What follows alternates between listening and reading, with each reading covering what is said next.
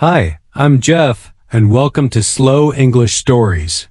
Today I will tell you a long and calm adventure. A slow story to help your listening, your shadowing, and your imagination. This is the story of Ethan, a quiet boy from a quiet town. A boy who found something in the forest, something that changed everything. Ethan lived in a small town surrounded by trees and hills. The river beside his house looked like silver in the sunlight. He was 16. Curious, thoughtful, and he loved walking alone in the forest one afternoon after school. He walked deeper into the woods than ever before.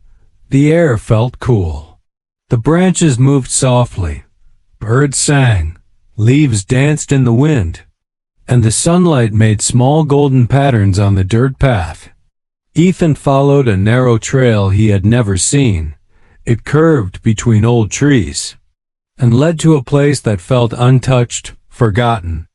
In the center of a quiet clearing, he saw something strange, a small metal cube, half covered by leaves, smooth, clean, and softly shining, completely out of place. Ethan crouched down, touched it gently.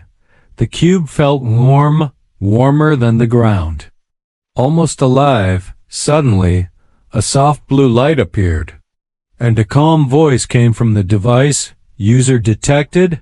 Ethan stepped back, shocked. He looked around, but he was completely alone. The voice continued, identity unknown, environment unstable, request, assistance. Ethan whispered, "What are you?" The cube answered, "Prototype 7 Forest Unit status, damaged. Memory, incomplete." Ethan did not understand. It wasn't a toy or a phone. It was something different, something strange. He lifted the device carefully. It was lighter than metal, almost weightless. And when he held it, the colors of the forest changed. Sounds grew sharper. Lines of soft blue light floated in the air. The device spoke again. Warning, unknown activity detected. Keep moving. Ethan felt a cold wave inside his chest. But he walked back toward the town, holding the cube close.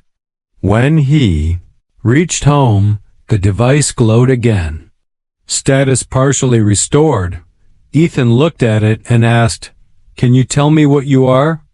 The device replied, "Prototype 7, created for environmental monitoring. Function, detect anomalies, protect local area." Ethan frowned. Anomalies like what? The cube projected a small hologram, a map of the town slowly rotating, with several red points glowing underneath the ground. One point under the forest, one under the school, one under the river, and one under the town hall. "What is that?" Ethan whispered. "Hidden network, not natural, source unknown." Ethan stared at the red marks. "Have people seen this before?" "No. Hidden from public view, but one name appears repeatedly." Ethan held his breath. "Whose name?" The cube responded. "Ethan Hayes." Ethan froze. "That's my name," the cube continued. "Records damaged. Memory incomplete, but your last name appears in early files. 9 years ago, when Ethan was 7, around the time his father suddenly changed jobs." Ethan whispered, "What do you want from me?" "Assistance, stabilization, investigation, anomalies increasing. Something is waking beneath the forest." Before Ethan could respond, the ground outside trembled. Lights flickered. The air grew colder. The device glowed. New signal detected. Strong, unfamiliar, coming from the eastern woods. Ethan grabbed his backpack, his flashlight, and stepped outside into the night. The device guided him along the river toward the oldest part of the forest, a place people avoided after dark, the deeper he walked. The quieter the world became, even the river sounded muted. Like the forest was holding its breath.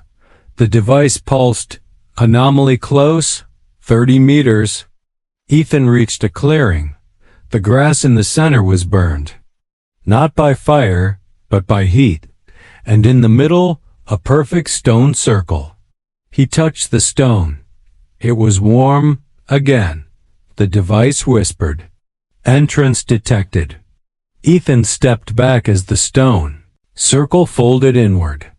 Revealing a dark stairway leading underground, he hesitated, but curiosity pushed him forward.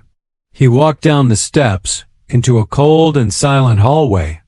The underground station was old, abandoned, equipment broken, papers on the floor, lights dead. A place left behind in a hurry, the device said. Core room ahead. Ethan entered a large room with a cracked glass tank, old computers, and a symbol on the wall. A circle with 7 lines inside. The same symbol engraved on the cube. Under the symbol, faded letters, Project Haines Station. Authorized by E.A. Ethan felt his heart shake. Those were his initials. He stared at the wall, then at the cube. My family was part of this, he whispered. Your bloodline is connected to the project, the device replied. Then, a sound echoed behind him. A quiet, familiar voice. Ethan? Ethan turned slowly, his flashlight shaking at the end of the hallway, covered in dust. Eyes tired, but unmistakable. His father stood there. I didn't want you to find this place, his father said softly. I tried to protect you. Ethan's voice cracked. Protect me from what? What is happening? His father sighed. This station was part of a research project. We studied strange signals beneath this town, patterns that did not behave like nature. We built devices to track them, 7 prototypes, only 1 survived. The one you found, Ethan asked. Why me? His father placed a hand on his shoulder. Because you can feel the forest. Sense the changes. You have something I never had. Suddenly, the ground shook violently. Dust fell from the ceiling. The walls trembled. The cube turned bright white. Seismic pulse detected. Source approaching surface? Ethan shouted. Dad, we have to go. Now. They ran up the stairs. The stone entrance began to close. Ethan jumped at the last moment. His father pulled him out just in time. The stone circle sealed shut. Silence filled the forest. Ethan stared at the cube. What happens now? The device responded, calibration required. More anomalies coming. Prepare for escalation. His father looked into the dark forest, eyes full of fear. It's waking up, Ethan. Everything we tried to stop is starting again. Ethan closed his eyes, took a deep breath, and held the device tight. Because this was no longer just a mystery, it was his responsibility now. And the adventure was only beginning. Listen and repeat with me. Ethan found a strange device in the forest. The light from the tube felt alive. Something was waking beneath the ground.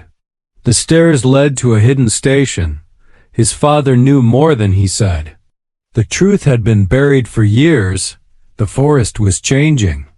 Again, Ethan found a strange device in the forest. The light from the cube felt alive.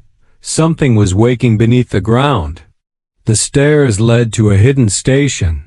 His father knew more than he said. The truth had been buried for years. The forest was changing. Repeat again. Something is waking up. The device is not normal. We need to leave. Now. The station is older than the town. You were chosen. The anomalies are growing. The adventure is beginning. Vocabulary time. Clearing means an open space in a forest. Prototype means an early version of a device. Anomaly means something unusual. Structure means a building. Even underground, seismic means related to movement in the ground. Abandoned means left behind. Bloodline means family history. Now repeat: a clearing in the forest, a strange prototype. A strong anomaly, a hidden structure, a seismic pulse. An abandoned station, a connected bloodline. Let's review.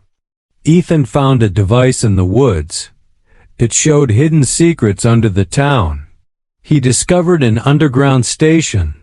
His father was involved in a forgotten project. And something powerful was waking beneath the forest.